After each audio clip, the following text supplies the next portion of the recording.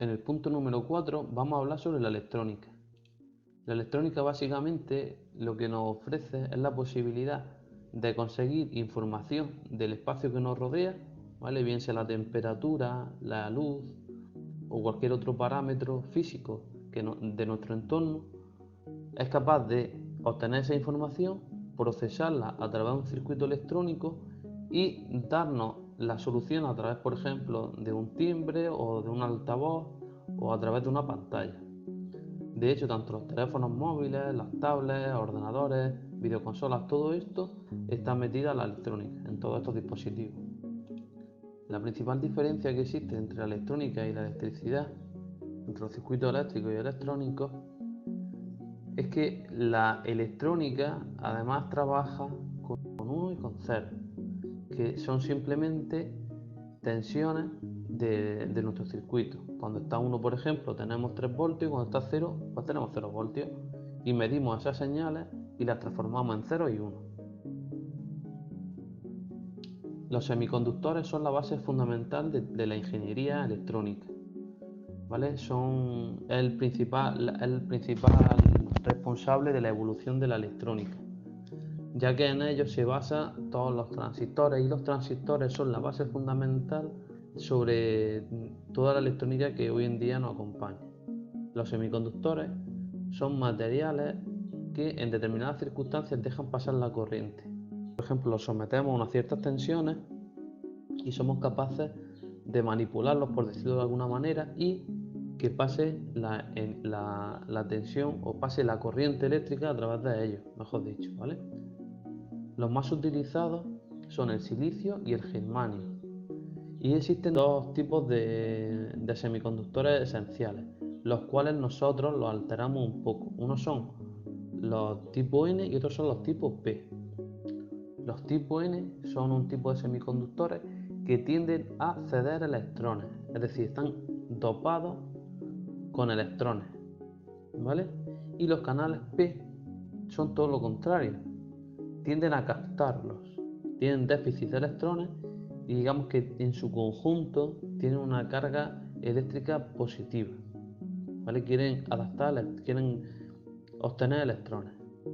Para conseguir, por ejemplo, los semiconductores tipo N, tenemos que inyectar a nuestro trozo de silicio con una impureza, que en este caso puede ser el fósforo o el antimonio, porque en su última capa tiene un electrón más. Por ejemplo, en el caso del fósforo tiene un electrón más que uniones va a realizar con los átomos que lo rodean, ¿vale? Entonces quitamos un átomo de silicio de la estructura cristalina del silicio, lo arrancamos e inyectamos una impureza de fósforo para que se adhiera y forma parte de la estructura. Sin embargo, deja en una pequeña nube de electrones formada por ese electrón libre que se queda del fósforo, ya que no tiene con qué unirse. En el caso del canal P se hace al contrario, se inyecta un componente, se inyecta un elemento químico que tenga un electrón menos que uniones tenga que hacer. Es decir, por ejemplo, en este caso, en la estructura del silicio debería hacer 4 uniones y sin embargo solamente puede hacer 3 uniones. ¿Vemos? ¿Veis? Y por tanto se quedaría un hueco, se denominan huecos. Y por tanto tiene una carga un poco positiva, es decir, quiere coger un electrón para rellenar ese hueco y ser estable. En esta siguiente diapositiva vamos a hablar sobre las fuentes de alimentación. Las fuentes de alimentación tienen una función muy crucial en el aspecto de la electrónica, ya que son los que están transformando la corriente alterna, que es la que nos suministran a través de Endesa o de Iberdrola o de cualquier otra compañía que se encargue de suministrarnos energía eléctrica en corriente continua, ¿vale? Es decir, pasan de corriente alterna a corriente continua. ¿Por qué? Pues porque la electrónica funciona generalmente con corriente continua y por tanto necesitamos de estos aparatos para transformar la corriente alterna en corriente continua. Los componentes electrónicos que se suelen utilizar son resistencias, condensadores, diodos, etcétera, que lo iremos viendo paso a paso a continuación. En el primer caso vamos a ver la resistencia. Para la resistencia, pues de acuerdo con la ley de Ohm, cuando nosotros tenemos una resistencia, llamémosla por ejemplo de 100 ohmios, pues tendrá una intensidad determinada, ¿no? Depende de la tensión que le pongamos. Pero si nosotros esa resistencia la aumentamos por 10, pues entonces la intensidad también disminuirá en ese mismo valor. Es decir, cuanto más grande es la resistencia, menor será la corriente, ¿vale? Como ya sabemos a través de la ley de Ohm. Nosotros podemos de esta manera, utilizando distintas resistencias, determinar la intensidad que queremos que pase por nuestro circuito eléctrico o electrónico. ¿Cómo lo vamos a hacer? Pues tenemos dos formas esenciales de hacerlo, que son a través de una resistencia fija o a través de potenciómetros. La resistencia fija, vamos a tender aquí a la derecha porque hay un pequeño resumen de cómo se tienen que leer las resistencias, ¿vale? A través del código de color que nos marca la resistencia podemos saber qué valor tiene esta resistencia, ¿vale? El primer caso, la primera banda que nos encontramos nos dice el valor del primer dígito de la resistencia, el segundo dígito de la resistencia, eso para la segunda banda. La tercera banda nos va a dar el factor de multiplicación, ¿vale? Por ejemplo, imaginemos que la primera banda nos da un 1, la segunda otro 1, la tercera nos dice por 10 elevado a 1, a 2 o a 3, por ejemplo, 10 elevado a 0 sería 1, 10 elevado a 1 sería 10, 10 elevado a 2 pues sería 100. Por ejemplo, entonces sería 1 y 1 sería 11, 11. Y si ponemos multiplicador, le ponemos un 2, pues sería por 10 elevado a 2, que sería 100. Pues sería 11 por 100, sería 1100 ohmios, ¿vale? Y la tolerancia nos está indicando cuánto de fiable es el valor que nos está dando a través del código de colores. Por ejemplo, que sea un 2%, de un 5%, de un 10%, nos dice así lo fiable o no que es nuestro valor de resistencia que nos está proporcionando a través del código de colores.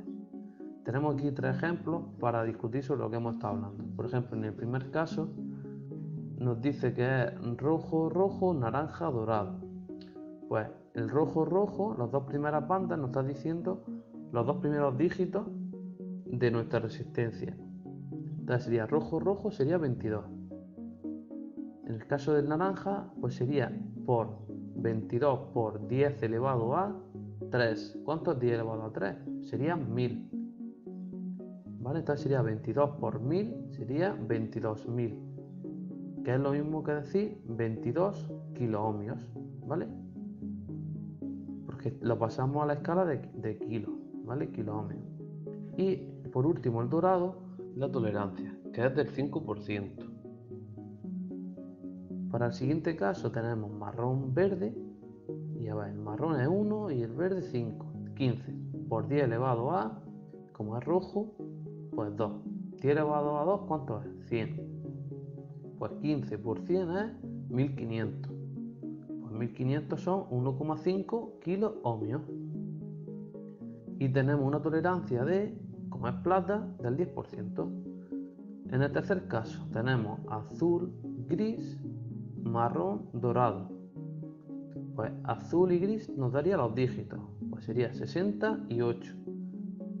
Y el rojo nos está dando 2, pues 68 por 10 elevado a 2, que sería 6800, que es lo mismo que decir 6,8 gas, kiloohmios. Y el dorado nos está diciendo tolerancia, que es del 5%. Bien, vamos a continuar ahora con los potenciómetros, que son unas resistencias que podemos modificarlas moviendo una pequeña ruedecita o palanca. Y así nosotros podemos elegir qué resistencia queremos obtener en el terminal de salida.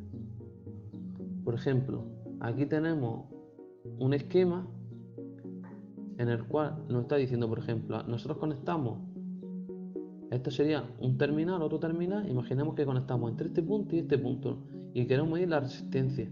Pues si giramos esta ruedecita hacia la izquierda o hacia la derecha, pues estamos variando el punto de contacto que tiene con toda esta bobina de resistencia que tiene por aquí. ¿Vale? Este es el material resistivo, como nos dice.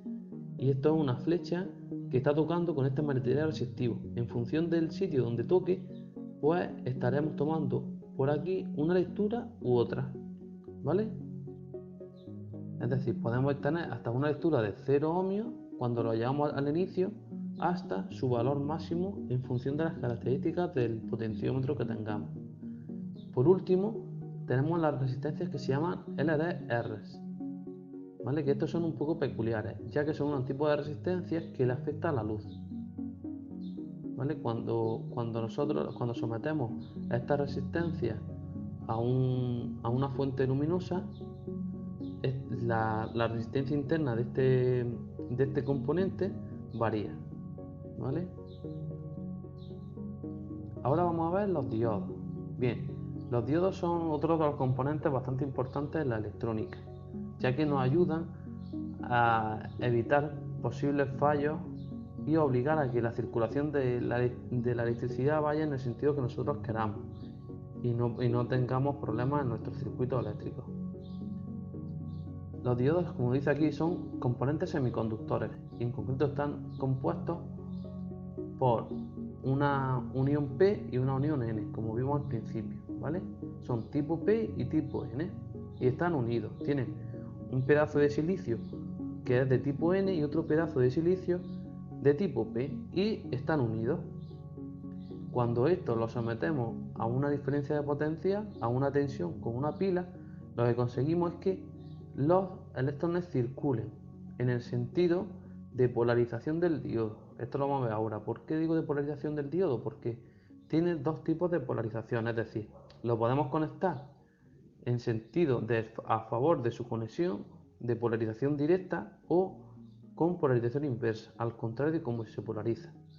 ¿Y cómo se polariza? Pues muy sencillo. Pues el polo positivo es el ánodo, ¿vale? Y el cátodo es el polo negativo.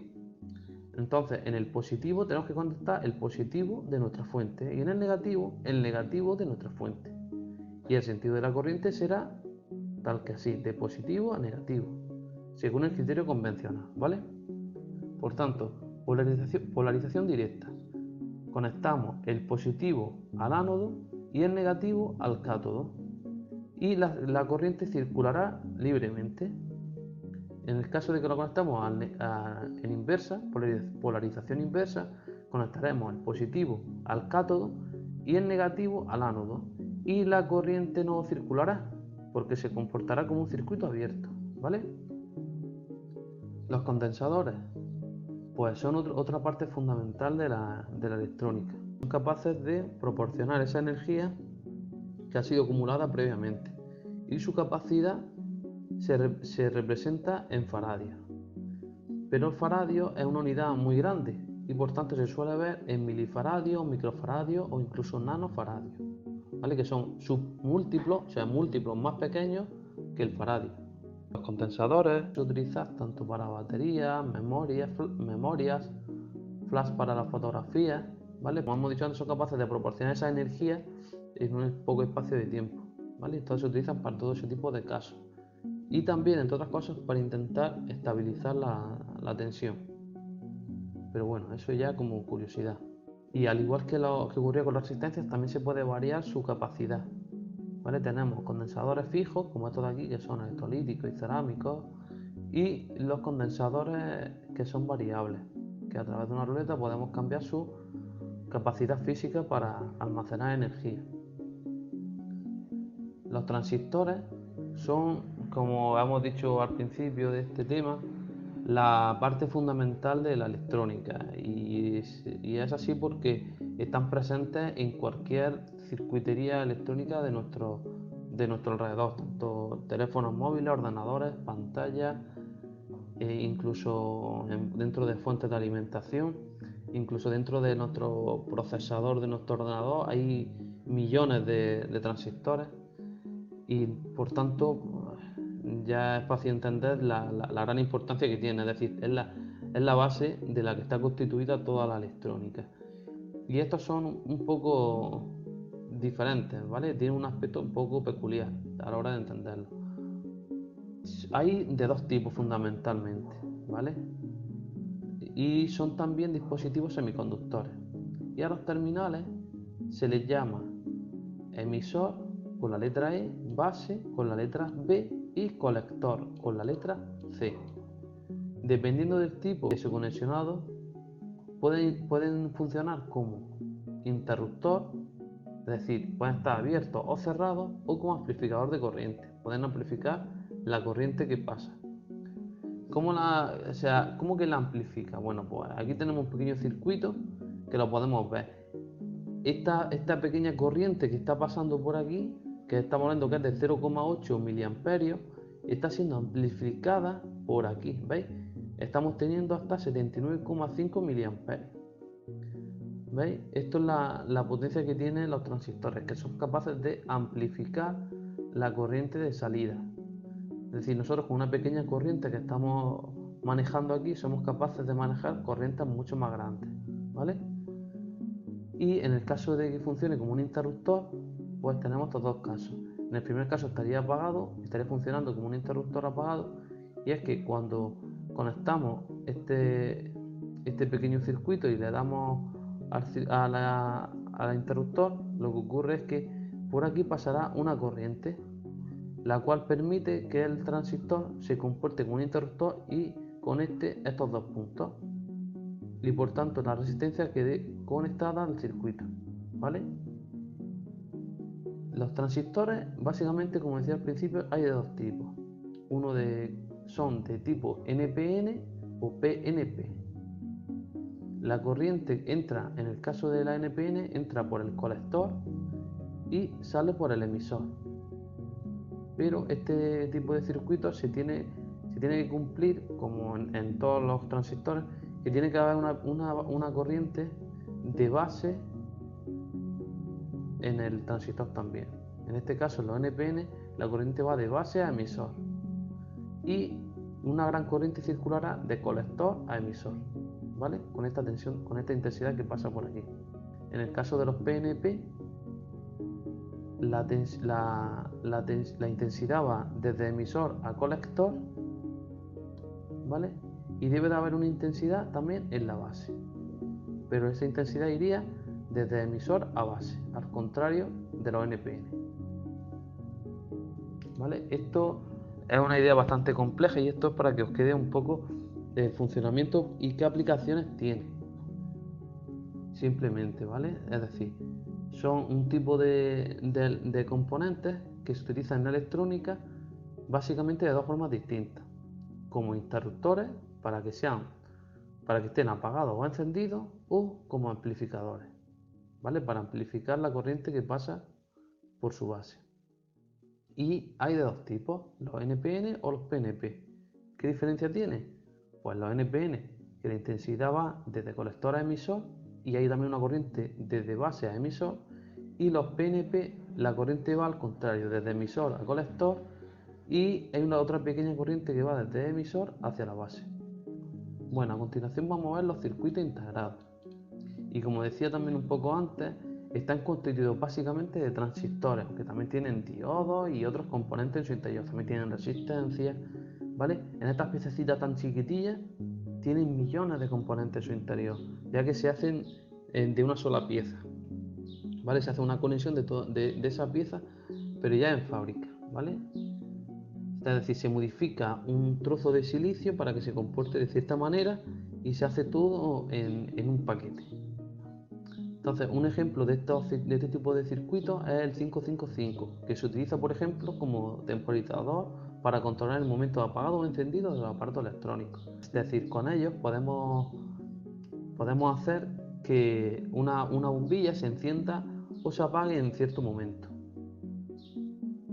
Por último, vamos a poner unos ejercicios para repasar los conceptos que hemos aprendido hasta ahora. En este primero, simplemente decir cuál de estas opciones es la verdadera, y en el siguiente es una actividad un poco más larga, ¿vale? En el cual nos pide una serie de puntos. Por último también tenemos este ejercicio y también os mostraré la solución a continuación. Bueno, pues vemos la solución de estos tres apartados en 3, 2, 1. Y esta sería la solución para el primer caso. Nos dice que la imagen representa un dispositivo electrónico, ¿cuál? ¿Vale? Entonces tenemos que decir que es una resistencia, ya que es una resistencia variable dependiendo de la luz que esté recibiendo, ¿vale? En función de la luz que está recibiendo este dispositivo, pues ofrecerá más o menos resistencia, así que es una resistencia. La imagen representa un diodo conectado a un circuito. ¿Cómo es su régimen de funcionamiento? Sería este circuito de aquí. Y se trata de una polarización directa, ya que estamos conectando el polo positivo al ánodo y el negativo a través de la bombilla al cátodo, ¿vale?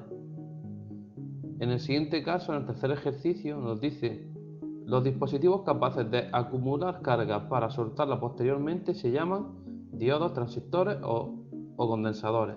Se llaman condensadores, ¿vale? Son los que son capaces de almacenar tensión cuando se le aplica una diferencia de potencial. Y en esta diapositiva vamos a estudiar este esquema eléctrico que nos pone, ¿vale? Y nos dice: vamos a fijarnos muy bien en el siguiente circuito, porque vas a tener que contestar una serie de preguntas. Y dice el A: empecemos por identificar los elementos que lo componen. Cita todos los elementos que lo componen, indicando el número de cada uno y su función. Es decir, vamos a ver qué elementos componen este circuito y el número de elementos en cuestión.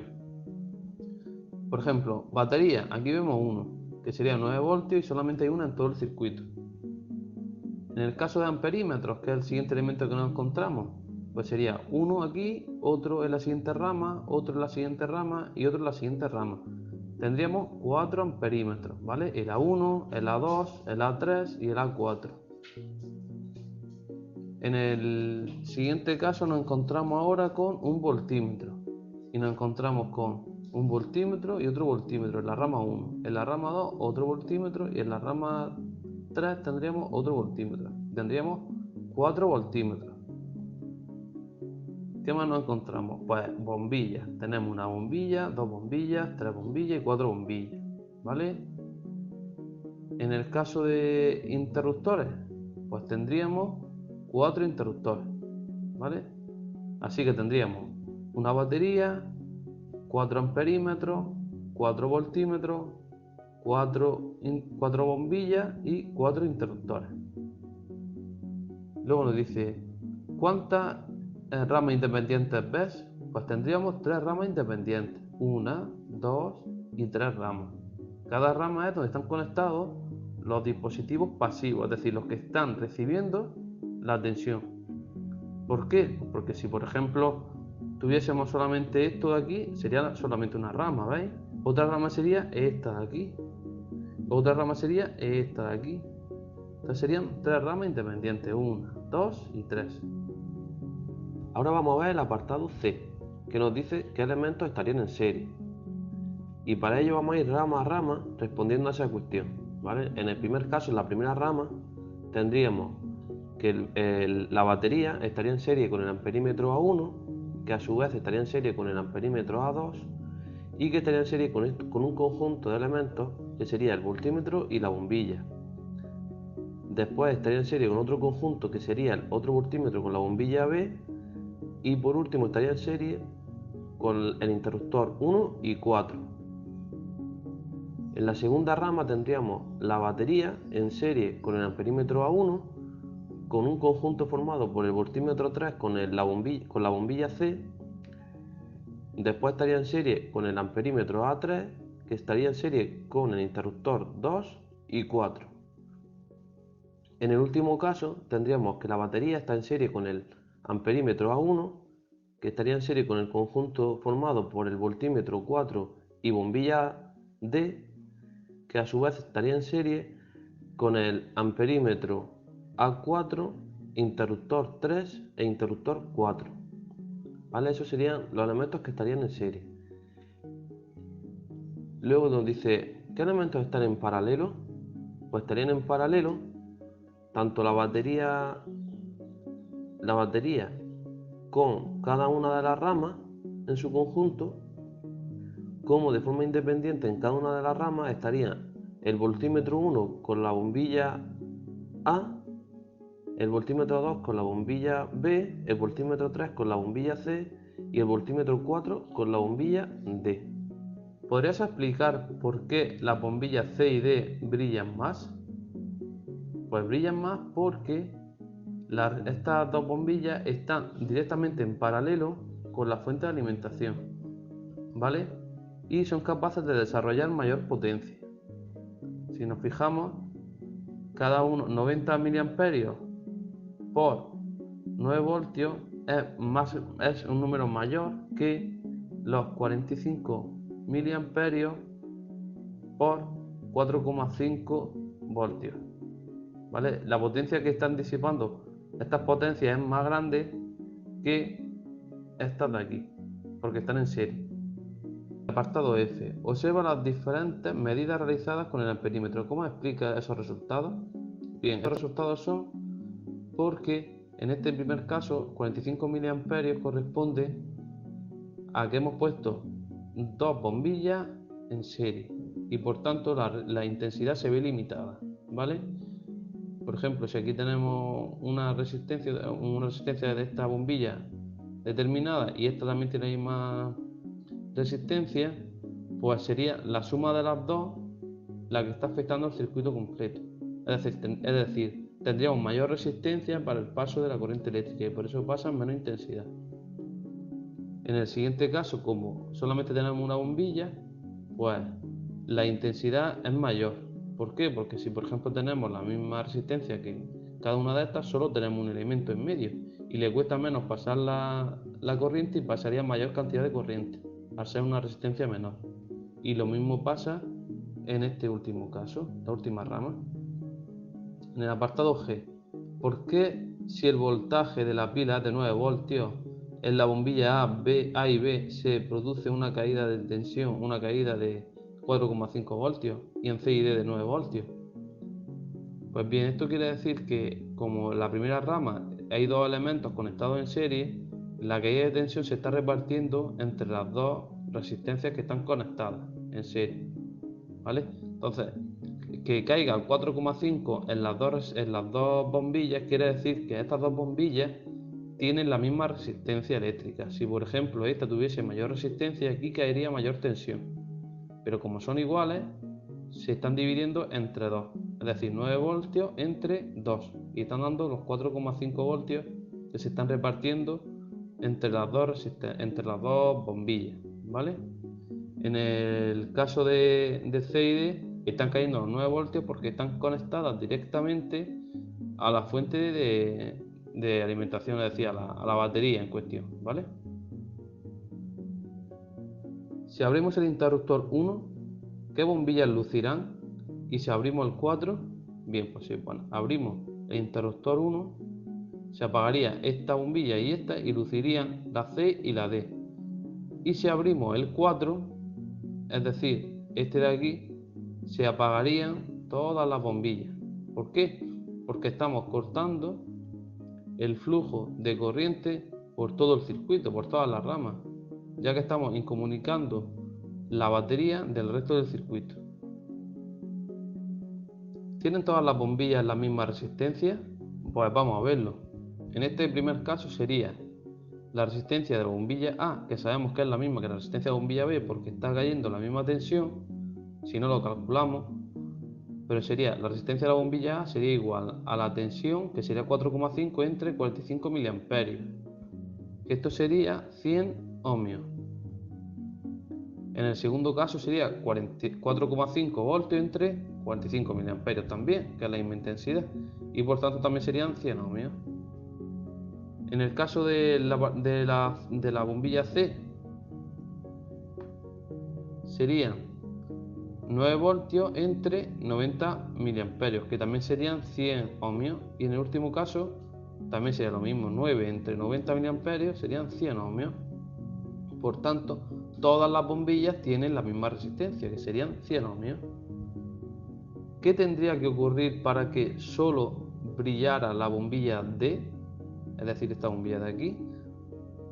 Pues que se abriese tanto el interruptor 1 como el interruptor 2. Y el 4 y el 3 continuasen cerrados. En este siguiente y último ejercicio lo que vamos a ver es si las soluciones que se proporcionan son verdaderas o falsas. ¿Vale? Entonces nos dice que tenemos este ejercicio y dice, supongamos que la bombilla del filamento tiene una resistencia de 2 ohmios. Esta de aquí tiene una resistencia de 2 ohmios. ¿Qué voltaje debería suministrar la pila para que por la bombilla pasara una intensidad de 5 amperios? ¿Lucirá la bombilla con su máxima potencia? Vale, pues aquí tenemos dos cuestiones. Una es que qué tensión es la que estaría suministrando para que se cumpla que pasan 5 amperios, y otra es que si estaría pasando toda la potencia que es capaz de dar esa bombilla, ¿vale? Que en este caso es de 60 vatios. Pues aquí nos dice que para responder la solución que nos plantea, a ver si está bien o no. Vamos a ver. Para la respuesta a la primera pregunta, tan solo tendremos que sustituir los datos en la fórmula de la ley de Ohm. Entonces sería la tensión es igual a la resistencia por la intensidad, nos dice, que es cierto. Y la tensión es igual a 2 ohmios por 5 amperios, que es igual a 10 voltios. Parece que está bien. Es decir, estamos multiplicando su resistencia por la intensidad que nos están diciendo, que es de 5 amperios, y nos da 10 voltios. Es decir, que tendría que ser de 10 voltios. Y para responder a la segunda pregunta nos dice, aplicaremos la fórmula de la potencia, que es igual a V por I. Usamos el voltaje recién calculado, de 10 voltios, y lo sustituimos. Sería la potencia es igual a 10 voltios por 5 amperios, que es la intensidad que teníamos, y nos da que son 50 vatios, luce 50 vatios. Y como nos preguntaba que si está luciendo su máxima potencia, pues dice que no lucirá con la máxima potencia de 60 vatios. Para que lo haga necesitaríamos una fuente de 12 voltios. ¿Por qué? Pues porque la tensión, despejando la fórmula de la potencia es igual a V por I, despejamos la V, ¿cómo? Pues pasando, dividiendo la intensidad hacia el otro lado. Entonces nos quedaríamos que la tensión es igual a la potencia partido la intensidad.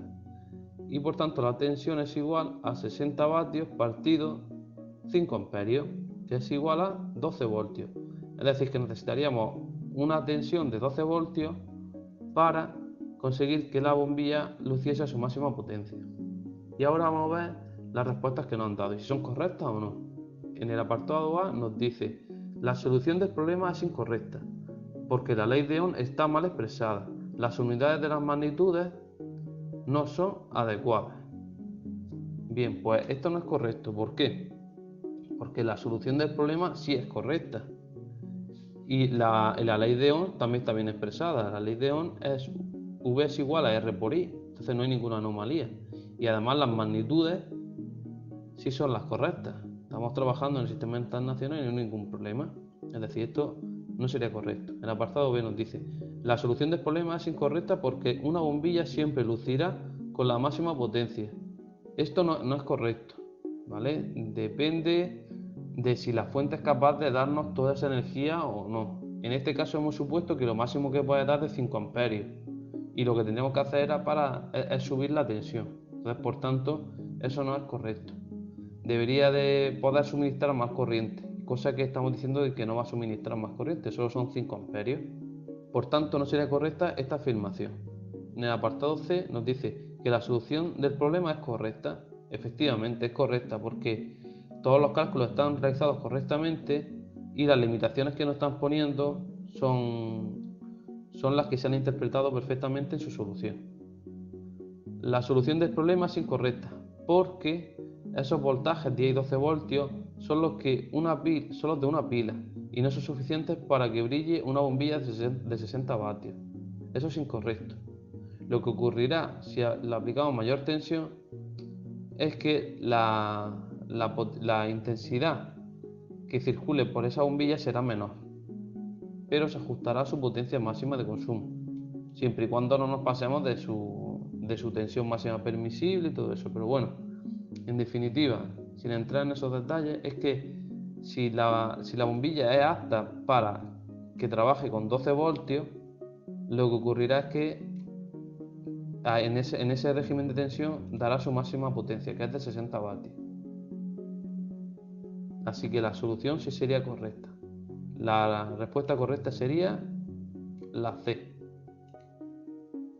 Bueno, y hasta aquí la explicación del último apartado, y espero que os haya gustado y que sea de vuestro agrado. Espero que aprendáis mucho y nada, un saludo y muchas gracias por todo.